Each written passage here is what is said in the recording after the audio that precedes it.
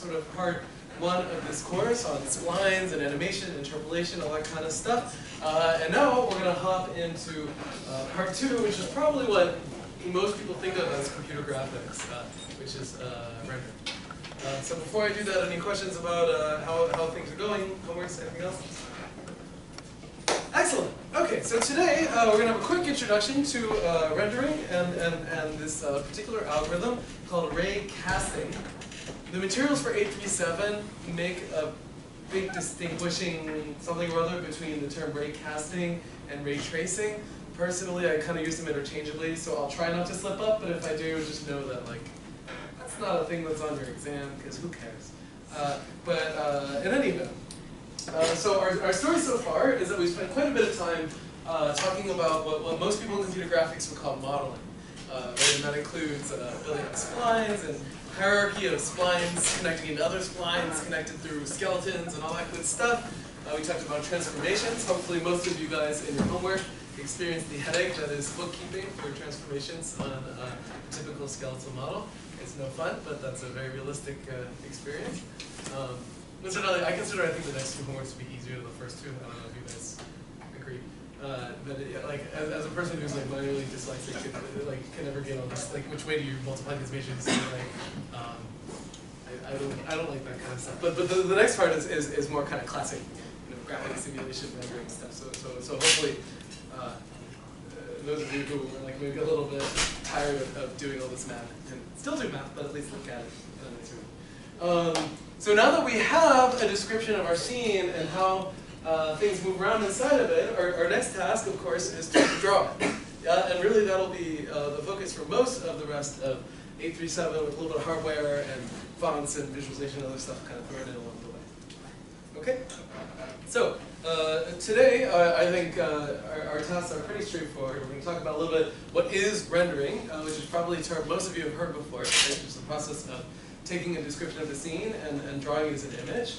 And we'll talk about the basics of this ray casting algorithm. So by the end of today's lecture, you will be well equipped to draw spheres and planes, which is the first step toward, I don't know, triangles. Yeah. After that, you're both. Okay. Right. So of course, what rendering means, and this beautifully artistic image that my colleagues have made, is the process of taking a scene, a bunny and a teapot, doing whatever it is that bunnies and teapots do together, and generating a bitmapped image out of that description. Right. And so the basic vocabulary words here, I think you guys have probably seen them since birth, but include the thing that we're going to try and generate is the image. Of course, an image is comprised of a bunch of little pixels, each of which is going to get assigned some color and potentially other information like alpha. Right? So alpha just tells me whether there's something there or not. Another piece of information that's often attached to a pixel is depth. Right? Depth is particularly useful because oftentimes I'll have two different art departments working on the same scene and I want to composite it together later. And so I'll just keep a depth layer around, and that's one way that I can do that. And so the object that we're going to draw stuff, and we've already used this term a little bit when we were talking about transformations, is the image plane. Right? So what's going to go on, and the analogy that we're going to have in our mind a lot in the next few lectures, is that I'm walking around, and there's an episode of Family Guy to this effect, that you're walking around with a big cardboard box in front of your face, and you're kind of looking through it like a TV screen, right? And everything that you see through this box is going to be what you render. Right? And so the ray tracing algorithm really is just kind of tracking rays of light as they come into your eye through the different parts of that box. Yep? Very straightforward technique. And so essentially, of course, every pixel corresponds roughly to one ray. I think this is a little bit debatable because a pixel is a big open square, and you could argue that there's a whole square worth of light coming in. And now our job is to figure out what ray, if I draw a line segment that starts at the camera and goes through the pixel, what is it hit into? And that's, of course, going to determine how we shape the pixel. Yep. And so once we figure out what we run into, our next step is going to be to determine pixel color, right, which has to do with lighting and material and so on. And this is roughly the outline of our next couple lectures, right? So first we'll figure out how to figure out what's in front and the thing that I should draw, and we'll use a very simple model for shading. And then we'll talk about a little bit of physics of materials and the interesting ways that we can understand how light interacts with an object. Okay. Right. So yeah. So the typical challenges here are that you figure out what's visible, and it sounds like a goofy issue, but of course it's actually a little more challenging than that. If you look at the history of computer graphics, you'll see that it's almost comical the way that the early systems tried to resolve this. Right? Because they go roughly the way, like if you asked me to draw a picture of my hand, like how I would try and deal with things like occlusion. Right? So for a long time, a lot of video games were engineered very carefully to use what's called the painter's algorithm, which I would argue is like kind of a, what's the right word here, like a euphemism for not a great algorithm, right? So the painter's algorithm says, I'm going to just take a list of all the objects in my scene and draw them one after the next, just on top of each other. Turns out there are a lot of scenes that you can't do that for, right? So I think the classic one, oh boy, let me see if I can handle this. Let's say that I have 3 chopsticks, and I have one like that, another that sits on top of him. I've already gotten it wrong. And a third one, which is underneath, and on top of this, like this is stressing me out, like that. You guys see what I drew here? I have 3 sticks, and no one of them is at the top of the pile. Sorry. Your instructor is not an artist. To put it lightly. So this is, I think, the typical counterexample of why the painter's algorithm is guaranteed to fail. Right? If I take these 3 sticks and put an ordering on them and draw like one rectangle and another, I will always skip the scene wrong. Yeah? Does this make sense? I see a lot of puzzle faces. I'm sorry, my art is quite poor. Yeah, see, this guy is on top of this one. Oh, I did get it wrong. I'm sorry, guys. So let's see. This guy's underneath, so he better be on top, like that. No. Put those lines and like erase them all. Those lines are red. And the other lines. No. All right. Okay, who wants to come up and draw 3 sticks in a pile? Thank you. Yeah, right. Yeah.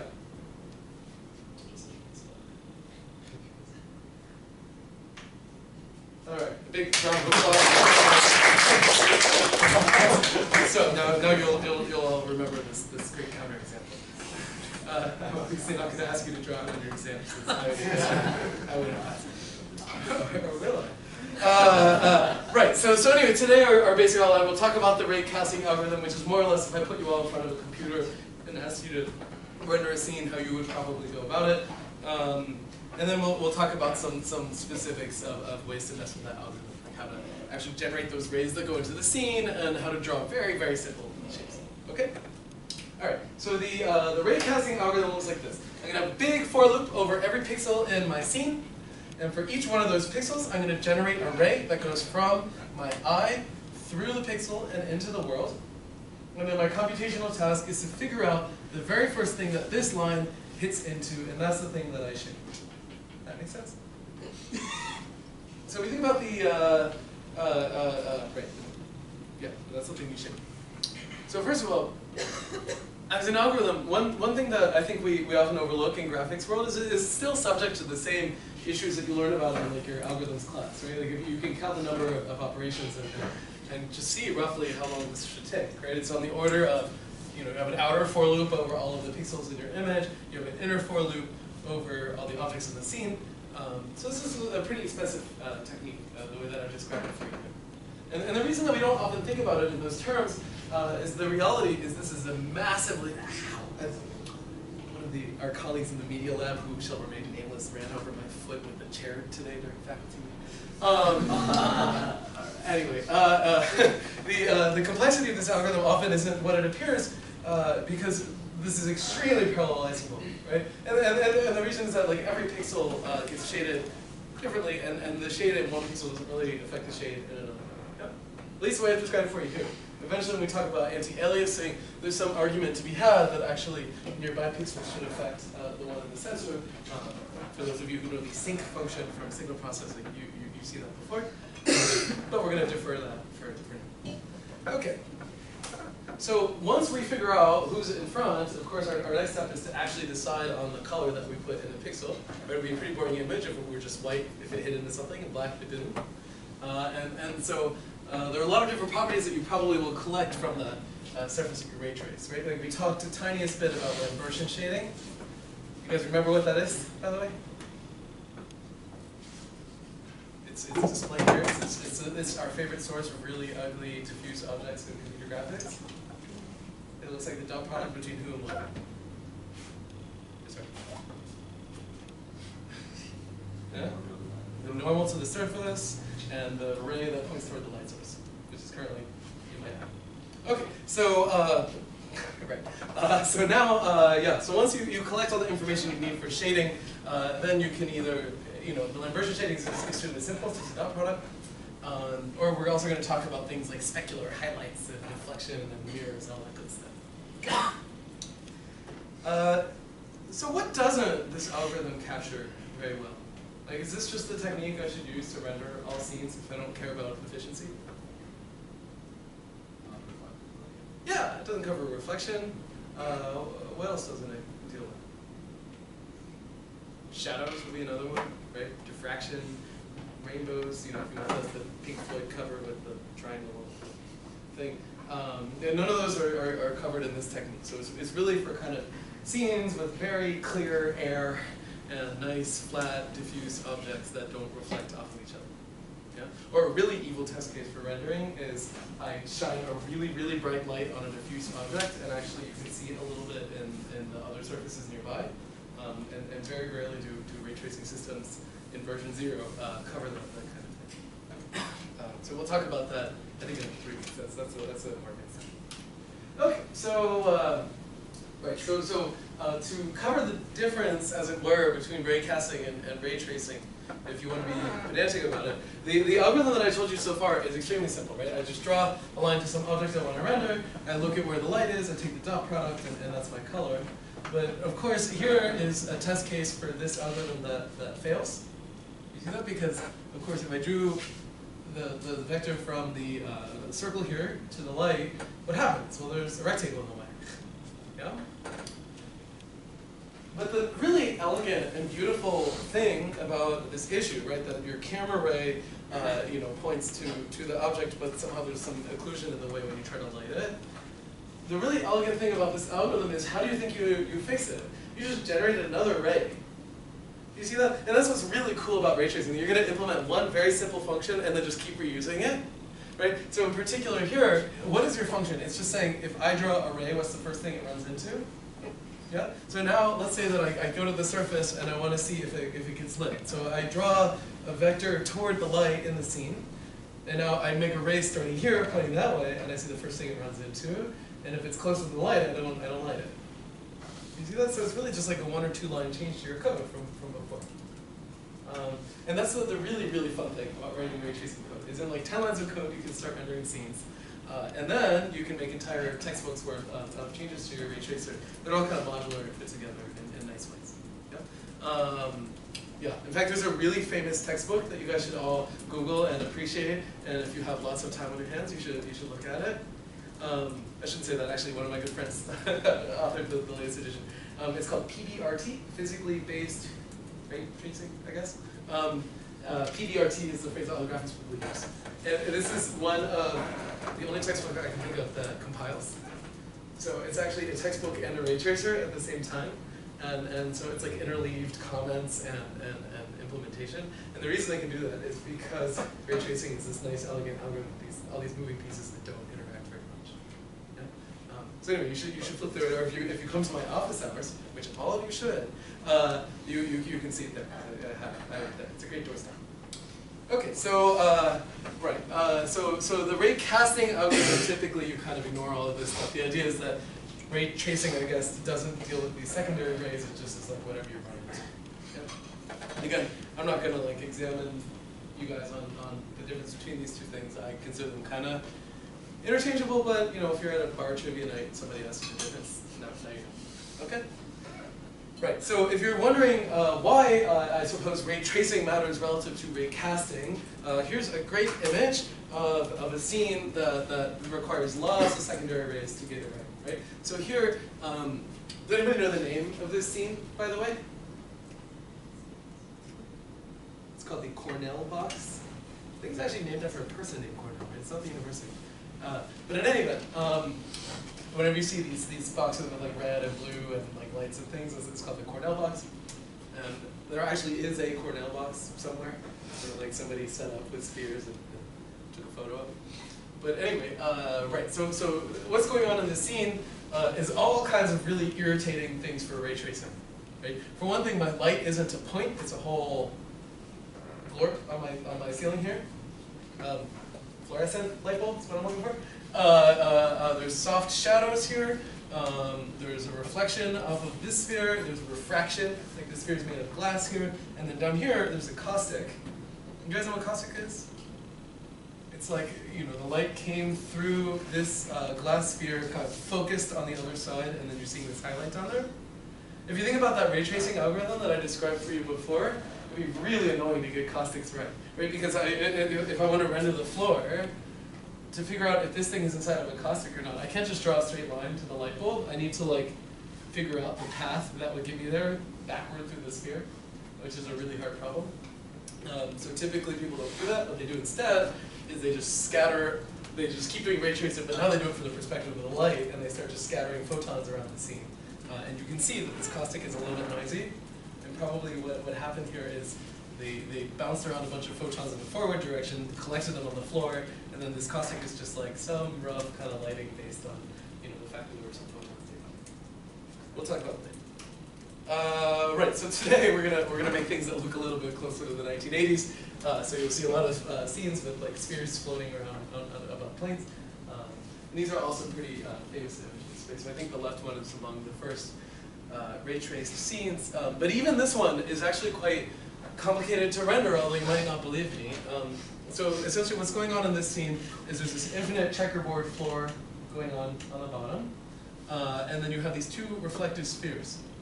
And those of you who know about Mobius transformation, whatever, know that essentially this sphere takes all those little checkers and kind of wraps it around the bottom of the sphere, right, the way that it's reflecting stuff. So what happens right at this line is you get these itty bitty little checkers, right? And eventually they're so small, they're smaller than the size of a pixel. Okay? So what do you think happens in that case? You just get noise, right? Because when I do my ray tracing algorithm, I bounce some ray off into the scene. The fact that I went right through the middle of the pixel might mean that I just barely hit like a red or a yellow square here. And between adjacent pixels, like the frequency of my pixels has nothing to do with the frequency at which these tiles repeat. Right? And so the end result is just like not pretty inside of that sphere. And you can just barely see those artifacts if you download the slides on your computer and look closely. How do you think we take care of that problem? There's going to be a theme in this week's lecture. More rays. That's always the solution. Right? Like if there's like a bunch of information contained inside of a single pixel, like I perturb my ray a little bit and get a different color, then maybe I just take 50 rays through the pixel that are all slightly different and average them together. Right? And indeed, that's a very simple method for anti-aliasing. An even more annoying case is caustics, like we talked about before, because from the camera's perspective, this is a diffuse surface, right? And so, like figuring out the right path of reflections to get back to the line is quite challenging. These are all things that I just want you to like start thinking about. We're not going to hit them all today, but they are things that we'll cover by the end of global illumination and all that good stuff. Yeah? Okay, so for today, our picture is going to look something a little closer to what's on the slide here. Yeah? So here's your eyeball. And you want to look at it as the scene and figure out, you know, maybe your pixel is here, and you're trying to figure out all the stuff that hits that line. So of course, the first question is how do we even represent this object? We're going to call it array for obvious reasons. Actually, it's not totally obvious. It's not a ray of light, really. You're kind of going the opposite way. You see that? It's going out of your eye and into the world instead of into your eye, the light bulb. But in any event, the typical way that we talk about rays, actually we covered, I think, in lecture 2, right? This is a parametric curve where you have the origin, which is the position of your eye, plus t times the direction of the ray.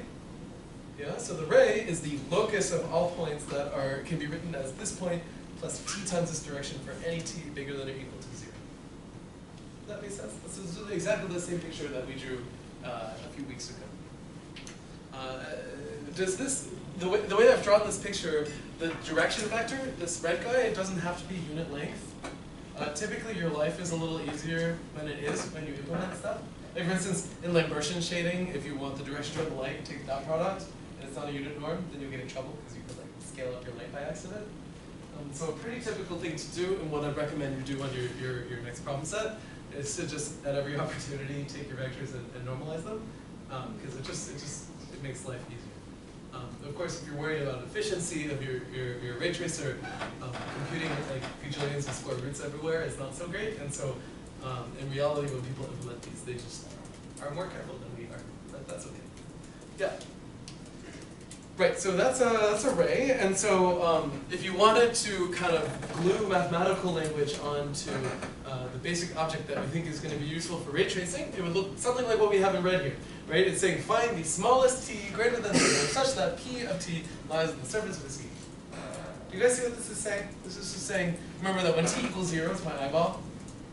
And as t gets bigger, I'm moving farther and farther away. So it's saying find me the smallest t, in other words, the first thing that I run into, that's the surface. And that's the basics of the ray tracing. Notice a key thing here is the smallest t greater than 0. What happens if I find the smallest t and it's like -10? What does that tell me? Yeah, it's behind you. Yeah, you probably want to render. And so this query is very important. Yeah, and another like easy source of bugs. Right? You should check that your t is positive before you keep it. Okay. Of course, this algorithm goes back actually earlier than computers. Yeah, Costa. Why do you have to check for negativity? Because if you're just iterating over. Forward, or was it that round? Ah, right. So remember our algorithm. It has a for loop over all pixels on the outside. On the inside, it has a for loop over all objects in the scene and intersects it with the ray. You know? And so if that happens, you might get a negative t. Or if you have really bad luck, you're rendering a sphere from the inside and you get 2 t's, one of which is positive and one of which is negative. Yeah. You laugh, but actually that is extremely common, right? Because very typically we'll render a scene and we'll just put a giant sphere around it so that like you have an interesting background. So you better get that case right. Okay. Right. So this algorithm, as it were, actually predates computers by many centuries.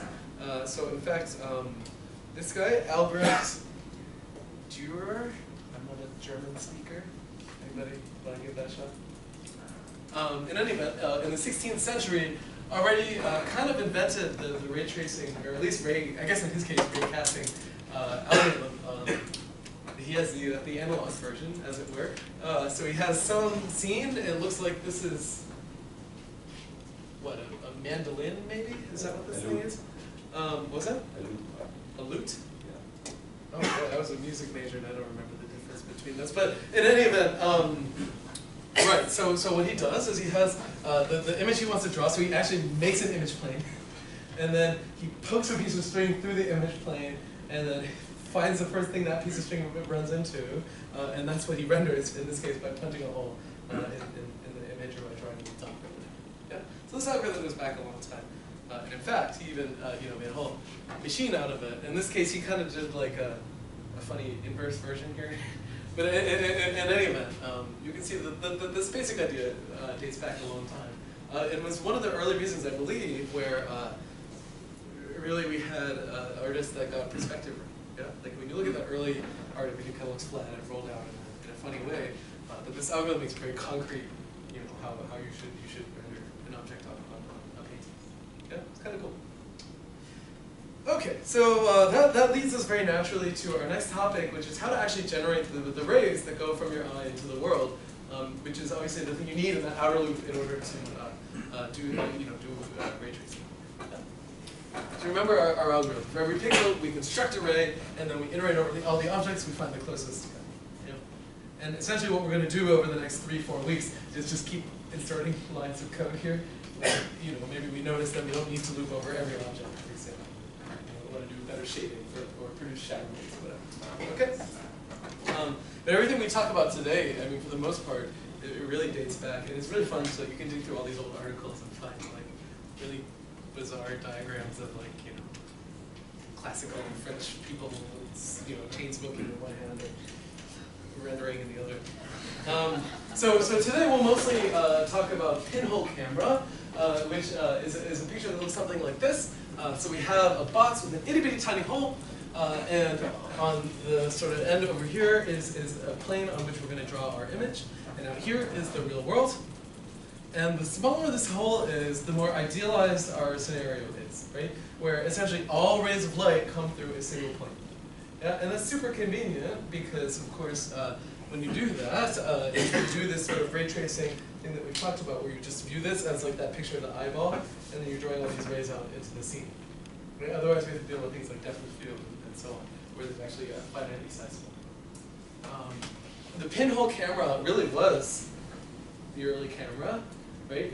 You would actually put a piece of film back there. You'd have a big dark box with a little hole in it, and you open this thing up and collect light, and out would come your photograph, or probably your daguerreotype. What's the problem with a camera like this? Why doesn't your phone? I think I got a new phone. Why doesn't your phone have a pinhole camera? Ever know? Yeah. It takes a long time. Takes a really long time, right? And the reason is that if you want to be anywhere close to the regime where this idealized picture hole is, that's got to be a super small hole. Yeah. And the smaller your hole is, the less light gets in. Yeah.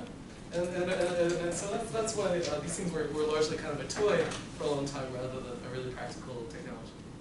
But that said, it goes back many centuries. So for instance here, I think is one of the earliest examples from the 1500s.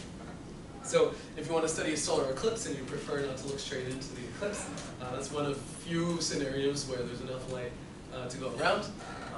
And of course there, instead of building a camera, they build a beautiful room with Greek columns on the side. But the concept is still the same, which is you have a big wall and an itty bitty hole, and that's where your light goes through. And then Professor Frisius here would stand in the interior of this dark room and could safely look at the solar eclipse without burning the sun. Yep. Right, so another name for this was camera obscura, and for a long time, and I believe that term comes from Kepler, actually, who of course we know from other areas. And it really was like kind of an interesting art form, like maybe you have a beautiful sunny day and then just, as a fun party trick in the interior of your house somewhere, you could see an upside down image of your very elegant face on the outside. Yep. But the concept actually still gets used occasionally today for certain types of art. Actually, there's a really cool website you guys should look at. This artist, Abelardo Morel here, does camera obscura in interesting apartments that look out into pretty parts of the city. And it's kind of a cool idea. So for instance, here's a bedroom that looks onto the Capitol, and you can see that if they basically block off this person's wall, which is a tiny hole, you get this person's bed and an upside-down Capitol cast on top of it. So this isn't Photoshop. This is just like a really, really long exposure image. Yeah? His website has a ton of things. It's really neat. Some of the newer ones are colored too. This would not be an art form that I could handle because if you have shaky hands or you tend to knock things over, this is again the exposure here is extremely long. Yeah. Which I think makes sense. I mean, how many of you have seen a pen? Okay, right. So in our kind of simplified pinhole camera, of course, we can, the pinhole camera as we've drawn it so far kind of takes all the rays and inverts it to the left of the eyeball. But of course, we can kind of ignore that part and view your eyes here and the plane in front of the eye, in which case you don't have to worry about that flipping upside down artifact, right? And so, of course, distance and size here are sort of related when you draw your teapot of the image plane, right? The farther away the teapot is, the bigger it could be, until you have mega teapot far away from your camera. Yep. And of course, it's a great source of optical illusions and so on. So the shape that starts at your eyeball and forms this kind of square that gets bigger and bigger and bigger has a name. This thing is called the frustum, right? And it's a shape in 3D. And essentially, anything that intersects that shape is potentially visible, and anything that doesn't, you can't see. Yeah. the frustum doesn't typically refer to like stuff that's just visible. So for instance, if something includes something else, they could both be in the frustum. It's just that like generic square issue. By the way, in OpenGL, typically they talk about the frustum not as a shape that goes all the way to your eye, but they typically clip it with a plane in the front. That's not something we're going to worry about in ray tracing, but we'll come back to that when we talk about hardware. Okay, so if we want to describe a camera, at least a pinhole camera, we can do so with a few vectors. Sorry, the math still is going to come back and be annoying for us. But essentially, it's a pretty straightforward setup, right? So you have one point in 3D, which is the position of your eye. And then you have three vectors, maybe U, V, W. Typically, again, it's just convenient if they're unit vectors. We're going to think of W as pointing straight out of your eye, and U and V as being orthogonal to your face. Yeah? And the reason is that, of course, even if the camera plane moves farther, U and V are still the directions of the side of that square, even if the square is getting bigger. Does that make sense? Right? So essentially, I can describe the plane of the camera by just moving some fixed distance along W and then having some square built in the U V direction. Yep. Other parameters that sit here, sometimes people talk about the angle, the field of view, which is an angle between the top and the bottom of this square here. And the aspect ratio, which is the ratio of the width to the height and the height to the width. I can't whatever. Okay. Right, so when we talk about image coordinates, typically we kind of assume that there's some idealized, not quite unit square. Notice that they go from -1 to 1. This is a convention in graphics. We're stuck with it now. And this is the sort of idealized coordinates for your image. And these are chosen regardless of aspect ratio. So typical photographs are not square, right? They're kind of wider than they are tall, or vice versa, depending on like selfie versus landscape. And in that case, your image coordinates would still scale from -1 to 1. It's just that the units here might tick differently from these. Okay, and these are all just convention. Because the more convention you have, the easier it is to write this kind of code. Okay. So finally, we're in a good place to do our ray generation here. So let's say we want to do this in one dimension here. Yeah, so I have some field of view alpha, and what I want to figure out is maybe the coordinate of the point on the right-hand side given alpha and some distance away from the screen. I think that's the basic setup here. What is Amanda do? What are we going to do? Trigonometry, that's what we're going to do. So,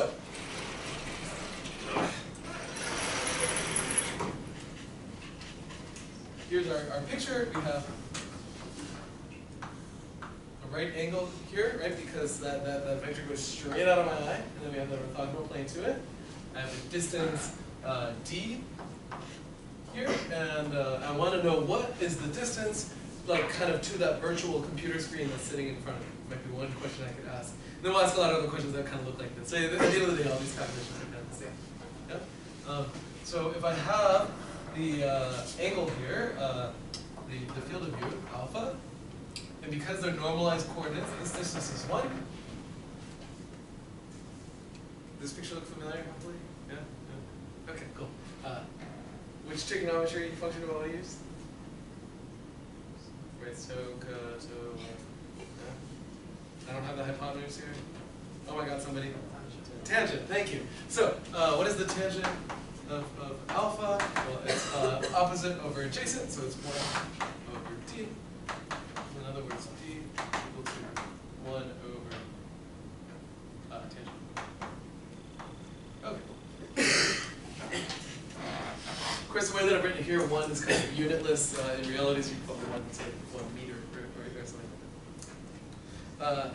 But of course, the picture I put on the slide and then the picture I just drew here are slightly different. That's my bad. In reality, this is alpha over 2. Sorry. Yeah. Concept is the same. It's just that we usually use alpha for the full field of view instead of half. My bad. Okay. Everybody with me so far? So these are the kinds of calculations that we often do. And so for instance, this will determine the spacing between the pixels on the screen. Yes? How does the situation where the field of view is 180 degrees? Yeah, that's a great question. So like, let's say I have a fisheye lens. Then what do I do? Yeah, so then you have to do some math, right? So then maybe you take you have a circular object like this, right? And I have my eyeball is here.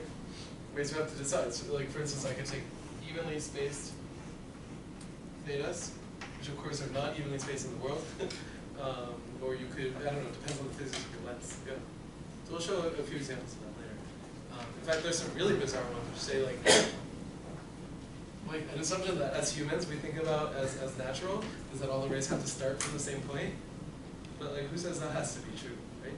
And so there's actually some interesting expressive rendering where if you change the source of your ray as you move along the image. And I'll actually show you an example of that in a minute. Right, so at the end of the day, we can figure out the vector to this guy. That's just the x direction times u and d times w and so on. This is just like basically anytime you're confused in one of these kinds of problems, you draw a right triangle and you figure it. Yeah. Realities in a ray tracer actually typically don't have to do all these calculations. You just kind of assume that there's some gradient here and you just start taking even spacing, and that's actually a much easier calculation to do. Yeah. So in the sense, I think a lot of this is a fun exercise, not totally necessary. Right. So anyway, to get your ray, one thing you'll probably do is maybe you have some fixed image plane here. You start chunking up all of the pixels across the image plane, and then your simplest ray is just this origin, which is your eye, plus t times this point minus your eye. Right? That's not a unit vector, so maybe you scale by itself. Okay. So anyway, this is, I think, one of these things that's hard to talk about and easy to code. At the end of the day, you just have things that are distance 1 along the u direction, and you're just going to evenly space the v and w's and draw a ray through each one of those. Yeah. Okay. And 3D is basically the same. So let's talk about cameras a little bit. So far we talked about the pinhole camera, which is an idealized image, right? And probably for me, looking out onto you guys from where I'm standing, it's a pretty reasonable approximation, right? But if I'm trying to ray trace a microscope, or I take off my glasses and I hold them like that, or whatever, then suddenly my camera's not so great. And there's a lot of other camera projections that get used in practice, right? So one of the simplest ones that appears a lot in engineering is something called an orthographic projection. How many of you guys have seen one of these before? How many of you had to draw one by hand? That used to be when you got your engineering degree, you had to do this. I had a professor that maybe, he thought it was really funny to assign all the students to draw a toilet in orthographic projection, because he likes walking by the bathroom and seeing the students sitting. Anyway, hopefully as a society we've moved past that. But in any event, the idea of the orthographic perspective is just to get rid of foreshortening, right? And so this is the perspective that preserves angles, but somehow in a physically inaccurate way. And so it's used, it's extremely simple. Essentially what you do is rather than having a bunch of rays that go through an eye, kind of either being a camera plane and just a constant direction going out of it, so all the rays are parallel. So of course it's a reasonable approximation for stuff that's far away. Right? Like so if I'm looking at Dotun, probably I could approximate him with a orthographic projection and it would be more or less the same. Whereas up front, if I'm looking at Larry, that would be the case. But for engineering, it's kind of nice because somehow stuff that's far away is the same size as stuff that's close. Which is not true, right? Like you look at train tracks, they go closer together. But if you're like trying to get an idea of dimensionality of an object from multiple perspectives, all captured in one image, this is totally cute. There are all kinds of different weird cameras. For instance, a fisheye lens kind of takes rays wrapped around a sphere and wraps them into the image plane. Then there's all kinds of funny nonlinearities that have to happen, and I'll defer and let you guys look at the physics textbook for how these things work. One of the cool things that I think people, actually it developed relatively late in the graphics world, because I think which is like thinking this way, is that like, you can do anything you want with the ray tracer, right? You can generate rays in any direction and get kind of creative and weird. And so there's a really cool idea out there called multi-perspective imaging. Have you guys ever played with this stuff? It's easy to render and very hard to pull off of the camera. Especially, you have that very compliant element. So roughly the idea here would be like, let's say, like when you're filming Romeo and Juliet and you put your camera on like a, what do you call it, like on rails, and it spins around during the whatever scene at the end. Something similar is happening here. I have my elephant sitting here, so first order, that's your professor, and then you have around the front of them like a circular track that the camera moves on, right? And I take a bunch of pictures that are moving along the circular track. And now what I do is I make a composite image where this vertical stripe is taken from the leftmost photograph, the next vertical stripe is taken from the next photograph over, and so on.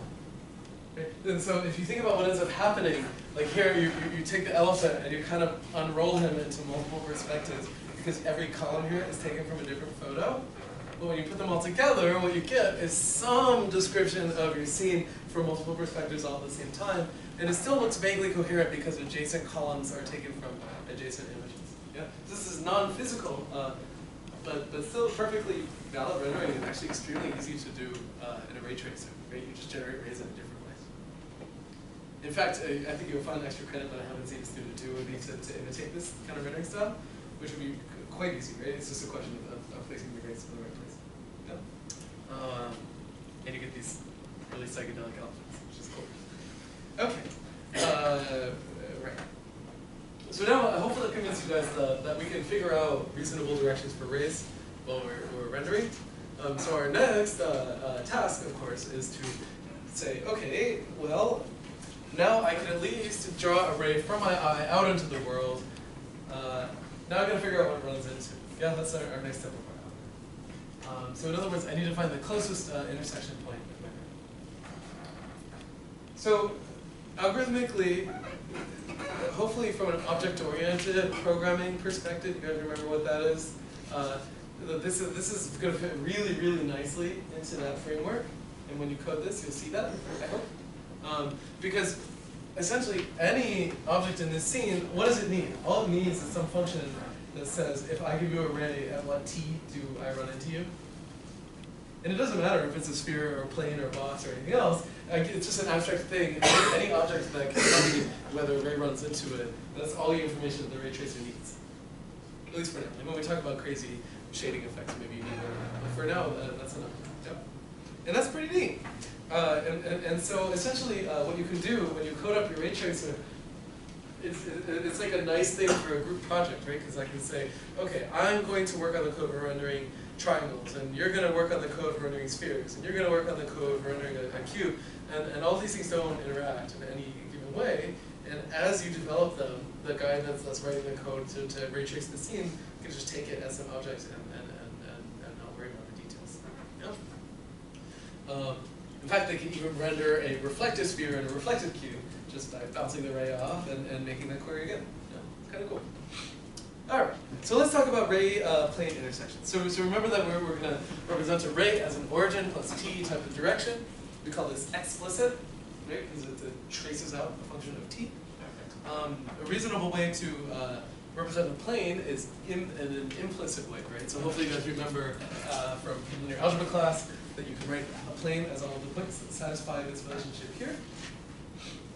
A more slick way to write this is to say that it's all of the points that look like the normal dot product with your point plus some constant equals 0.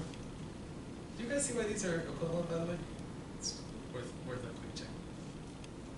Well, clearly, like if you look at it this way, this is some dot product between x, y, and z, right? Because it's ax plus by plus cz plus a constant equals 0. And so let's just call that vector n, just for fun. We're not going to think of it as a normal necessarily, it's just vector n.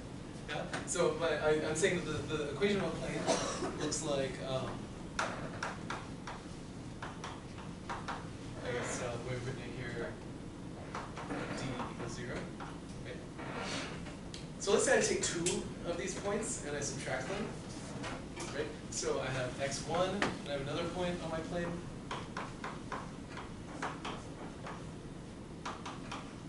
Like that. And now I can subtract these two relationships, and what do I find? I find that n x, you know. Okay, so let's think about what this is telling me, right? So if this is my plane, it's hard to draw on the board because the board is already a plane. Yeah? And I have 2 points, x1 and x2. Yeah? Then x2 minus x1 is this vector, which is sitting in the plane. And I just said that n is a vector whose dot product with this guy is 0. Right? What do we know about 2 things whose dot product is 0? I like literally never ask you guys a hard question. It's 0. Yeah, they're wrong. Yeah? So the picture I should draw is like that, right? Okay, so hopefully now we've convinced ourselves that this equation is abstractive, right? It's just saying that the coefficients of x, y, and z here form the normals of the plane. And then what is d? Well, that depends on sort of the shift of the plane up and down the normal. Yep. Okay, so, right. And you can find it, so for example, I could take some point on the, the same way that I think about array as an origin plus a direction, I could take some point x naught, y naught, z naught, and then try and find d, and you can see that it's just, minus that dot product. Whatever, I don't think that's it. Okay. Right, so if I want the distance of a point to the plane, roughly, one way to understand what we need to do in our ray tracer is to figure out when that distance equals 0. Yep. So let's do that now. And by the way, we typically call this a sign distance, in the sense that maybe it's positive if you're on the same side as the normal, negative if you're on the other. Right? And you want to know where that 0 crossing is. Okay, so, right, so here's our task summarized on a slide. Our array is an explicit equation, right? We can write it as a function p at t. Our plane is an implicit equation. And now we've got to find the intersection of these 2 objects. And actually, I think this particular combo is the easiest one to do. Yeah. Okay, so let's do this calculation real quick.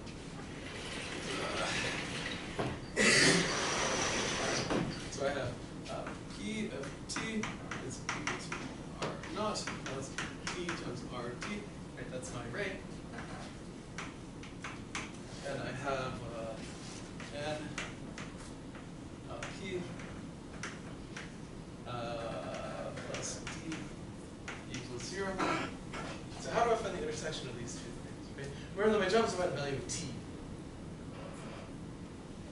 Well, I could take this formula and plug it in here. You see that? Because I want a point P that is of this form, but it also has to satisfy this equation. Okay? So what do I get? I get n dot r0 plus t times rt. Yeah? And now I can just solve for t. Yeah? So what do I get? I get t equals, we're going to get skip steps here. N dot r naught plus t n dot rt plus d equals 0. Minus that t equals minus d divided by n dot rt. Oh, this formula works even if n isn't a unit vector, right? We haven't really used that here. Make sense? So this thing gives you the t time in which the ray hits into the plane. Right, so our trick was just to take the parametric formula for the ray and plug it into the implicit formula. Okay. Right. Let's memorialize on our slides here, and hopefully I did it right. Yeah, I did. Great. When my mom came to our lecture the other day, she said, it's a sign of a positive personality if your writing goes up on the board. I'll take it. Okay. Right. So yeah. So what's a little bit fishy about this formula here? There's something that we have to be a little careful about when we write code. Well, anytime there's a division, you should get all hot and bothered, right? Because if you divide somewhere inside of your code, there's a chance of getting division by 0, which I saw a lot of in my office hours yesterday morning. Yeah, and so indeed, there is a chance for division by 0 here, and that's not a bug. What does that correspond to? Yeah.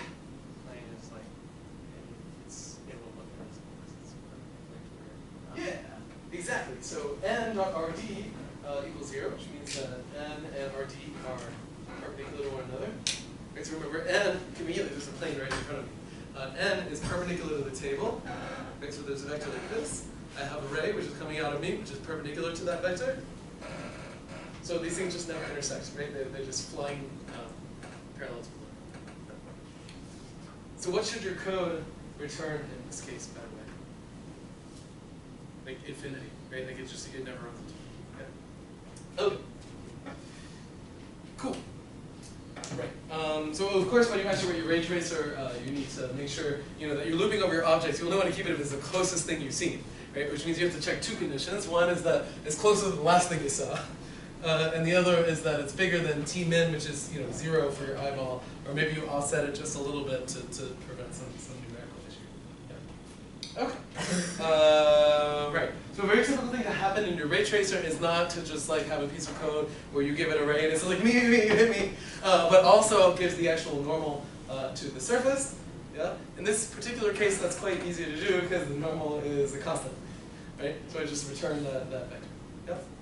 If you're a nice guy, however, you probably will return the normal vector that actually points toward the ray. Right? There's two normals to the plane. The plane doesn't really have an inside and an outside, so there's like this normal and that normal. And the one you want for shading is the one that points out. Yeah. So it's just like a convenience is to return the one whose dot product with the ray is negative. Notice it's a negative, right? Because the ray points into the surface and this points out. You don't have to do that, but if you don't, then in your rendering code, you got to double check and flip your normal. Yep. Okay. Great. And that can lead not to surfaces like this, but it's a nice surface for us to pause for a moment and ask if you have any questions. Actually, probably the shading does, and I think this is Lambertian shaded, but it's just a really complicated fashion. Yeah. This is rendered by our buddy Hannah, whose name is all over these kinds of images. Okay.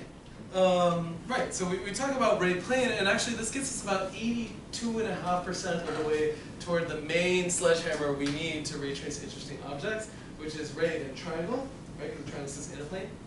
So the first thing you do is intersect the ray in a plane, and then you just check if it's inside of the triangle or not. And once you can intersect a ray in a triangle, you're golden, right? Then you can ray trace all these different cool looking triangle meshes that we've done. So even though it seems like a boring calculation, it's worth doing. Okay, but one of the nice advantages of ray tracing is that you can't, it doesn't just render meshes. Meshes are perfectly easy to render in hardware, but also it can render some interesting objects that are defined in ways that aren't just explicit. Right, like a triangle is kind of an explicit object, like you give it positions of 3 vertices. But like, let's say that I wanted to render the surface, which is like the locus of points for which, x, y, plus z squared equals 17. If I wanted to ray trace this in hardware, what would I have to do? I'd have to like take whatever this weird surface is. By the way, I'm not an algebraic geometer. I have no idea what this surface is. But like, I would have to cover it in triangles and then render all the triangles. And that's not obvious, right? In fact, it's like not even clear if this is visible or what it is by hyperbolic. But what do I have to do in the ray tracer? Well, I just plug in that p of t here, and I saw some system of equations for t. Notice this is quadratic, so we know the solution, we can do it. Right? So I can ray trace all kinds of objects that aren't just triangles, right? I can ray trace basically anything that has a nice explicit expression. That's a really nice position to be in. Yeah? Mathematicians really like ray tracers because they can render all kinds of bizarre shapes without a whole lot of editing. Okay, so as an example of that, we're going to talk about intersecting a ray and a sphere. And the kind of cool thing here is we're going to render an honest-to-goodness sphere. I'm not going to like cover the sphere in a bunch of triangular facets and render those, but we're going to actually write code that directly renders the sphere, no matter how close you zoom into it. Notice it's a little different from like what we'll be able to do in OpenGL. Okay, so first of all, you have to ask a very deep question, which is, what is a sphere? And for now, we'll just talk about spheres centered in origin, and I trust that all of you guys could handle the case where the sphere does not center at the origin. Actually, in fact, you're not even going to need to cover that case, because in future lectures, given what we did with articulated bodies, what do you think we're going to do in ray tracing? we're going to talk about how to deal with transformations of objects, right? And yet another nice thing about a ray tracer is if I transform into objects, that's dual to leaving the object alone and transforming the ray, right? And so we're gonna explore that perspective a little more, right? So for now, we're just gonna talk about rendering a sphere centered at the origin, and that's going to be enough to render spheres and ellipses and spheres that are translated and rotated and turned into ellipses and all that good stuff. Does that make sense? Cool. Okay, so what is a sphere? A sphere is all of the things that satisfy this relationship, right? The norm of your point squared minus some constant squared equals 0. R is the radius, yeah? I consider this to be one of the easier lectures, so if there's a point where you guys are lost, you should stop me and ask, because the next couple are going to get tricky. Okay. So, when I intersect my ray with the sphere, what do? Well, I have a formula for a ray, and a really messy blackboard, thanks to the previous instructor, who I love. So I have P of T, again, equals R naught plus T, that's plus, in case you're wondering, R D. Yep. Spinner grad class. Do that. Okay. Right. And we have an additional thing, which is that R squared equals mod P squared, like that. So we're going to do exactly what I did with intersecting array with a plane. Right? I'm going to plug in this formula here and solve for T. Yeah? By the way, this is great fodder for exam questions, right? I'll give you some weird shape and ask you to do array intersection with shape.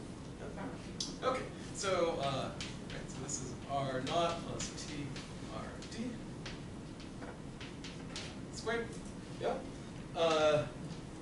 What's the nice thing about the norm squared is that it's the same as a vector dot product with itself. So let's do that next. So that's R naught plus T times R D dot product.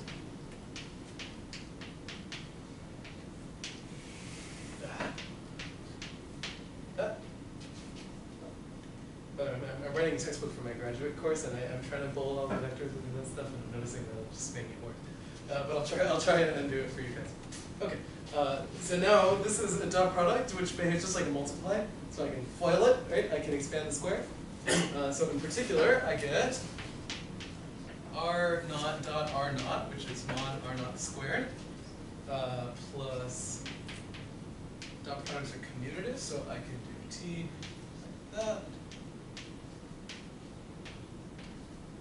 plus T squared RT squared. Everybody with me so far? Okay, and remember, my job is to solve for T.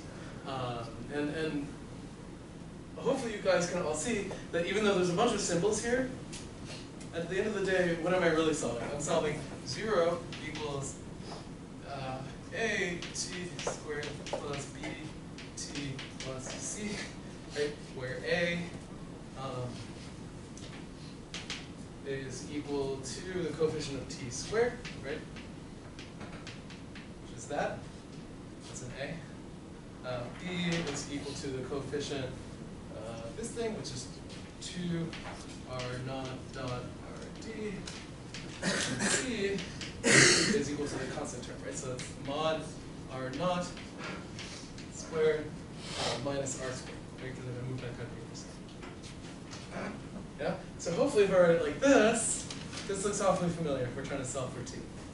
Yeah? In fact, it's like a cute rhyme that I can never remember. No, it's not. I'm thinking of the derivative of a quotient. Anyway, one way or the other, the quadratic equation tells me what? T is equal to negative B plus or minus the square root of B squared minus 4AC over 2A, I believe. Did I get it right? Thank you. And that's exactly what we need to make our ray tracer work, to ray trace a sphere. Yeah? What's a little bit annoying about this? Yeah. Yeah. So if actually, in a sense, that's the least annoying case because then you only have one thing here. But yeah. So more broadly speaking, there's a plus or minus there, and there's a square root here, and both of those can go wrong. Yeah? So let's think about this in terms of actually ray tracing a sphere. Like what do these cases mean? Right? So if the discriminant is negative, the thing inside of the square root is negative, what does that mean? You're like making a root gesture of me here.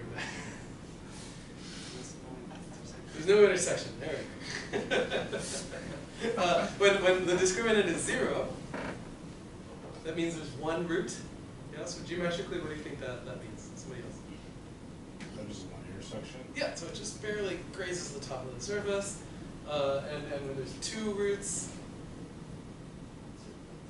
there are 2 points, right? It just goes right through. Right, and so it's kind of a nice interpretation. By the way, all of this is on the slides here, but I think we can all probably do it by hand. Did I manage to get it right? Negative b plus 1. Yeah. Okay. Cool. So right. So these three cases are cases that you really do have to enumerate in your code. And the one last thing that you have to be a little bit careful about is which root to choose. It's tempting to just always take the smallest one, but of course that's not really what you should do, because there are a bunch of different scenarios, right? If this is my sphere, I could be rendering it from here, well, that'll work, or just pointing away, right? And so I need to be very careful to look at every combination of every case here and every case to get it right. Which is annoying, but that's life. Yeah. Okay, so after all that, like at the end of the day, notice that like we did a lot of math, but the actual code is pretty straightforward. Right? You're just plugging in a bunch of formulas for A, B, C, and T, and then just choosing the root that makes the most sense for your problem. Okay. Right, and then you can render a sphere. Let's say I want to apply Lambertian shading to my sphere. What additional information do I need? The normal. Good. So what is the normal in this case? If the center of my sphere is some point P, and I intersect at some point X, yeah, X minus P. Yeah, so I just subtract the center from the intersection. Yeah, and so once I find T, right, obviously I can plug back into here to find the actual point that I intersected at, and like this. Are there any questions about what just happened here? Notice that like this works equally well for any quadratic surface, right? I could have I don't know, rendered a saddle if I wanted to, using the same trick. And I didn't need to tessellate. I didn't need to like talk about Delaunay triangulation and power diagrams or whatever crazy things you need to cover a surface and triangles. I just solve a quadratic and out comes these points. In fact, you can do that up to degree 5, I suppose, and after that you get a little bit of trouble because this particular thing. Okay, and so it's really that easy. That essentially, anytime you want to render a new object, what you do is do a little bit of algebra on your Scribe paper to figure out how to smash array into that object. And then after you do, you plug that thing in, and you can ray trace images that have objects. Yeah? And in fact, it is true that like basically all ray tracing examples just have a gajillion spheres because that's what we all try first. Yeah. Right. And as we've already noted, one thing to be aware of is just because you intersect here doesn't mean that your normal is that way. Right? Your normal is down this way, and you get that subtraction. Yeah. And so this allows, with very few lines of code, to render very 80s looking scenes here, including this thing here. By the way, does anybody know how the background was generated in this image? Does this look familiar? We'll talk about it later in this course. This is called Perlin noise. It's a particular type of noise that's kind of low frequency. It's used to make like marble and that kind of stuff. And this weird object is some fractal that involves spheres. Wow. Okay, so with that, I think we're done for today. This is one of the more straightforward ones. So in our next lecture, we'll talk about hitting rays into triangles. We'll talk about generating secondary rays so that we can do things like render shiny objects and apply transformations and things and so on. Okay, so as a reminder, there is no class on, today's Thursday? On Tuesday. So I will see you immediately today, which means that your nano quizzes are going to get off cycle, right? Consider yourselves warned.